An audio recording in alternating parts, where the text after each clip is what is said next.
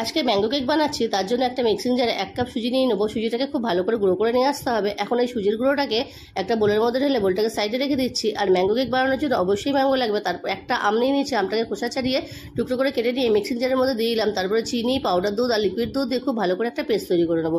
তারপরে ওই সুজির গুঁড়োর মধ্যে পেস্টটাকে দিয়ে খুব ভালো করে মিশিয়ে নিয়ে 5 মিনিটের জন্য রেস্টে রেখে দেবো। 5 মিনিট পরে ফিরে আসছি।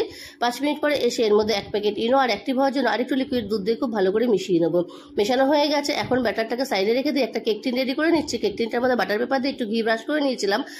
তারপরে কেক টিনের মধ্যে ব্যাটারটাকে ঢেলে দিয়ে একটু ড্যাব ড্যাব করে নিয়ে ওপর থেকে পেস্তা আর কাজুর কুচি ছড়িয়ে দেবো। এই যে কেক টিনটা রেডি হয়ে গেছে। এখন কেকটা বেক হওয়ার জন্য একটা কড়াইয়ের মধ্যে বসিয়ে নিলাম। কড়াইটা আগে থেকে প্রি হিট করে নিয়েছিলাম। এখন 40 মিনিটের জন্য বেক করে নিলাম। একটা স্টিক দিয়ে দেখে নিচ্ছি কেকটা রেডি হয়ে গেছে নাকি। একদম কেক রেডি হয়ে গেছে। এখন আমি আনমোল্ড করে দিচ্ছি। আশা করি রেসিপি দেখে ভালো লেগেছে। ফুল ভিডিওটা দেখতে হলে ফেসবুক পেজে আমার ফুল ভিডিওটাও দেওয়া আছে, তোমরা ওখানে গিয়ে দেখে নিতে পারো। তাহলে বন্ধুরা আজকের জন্য এই পর্যন্তই।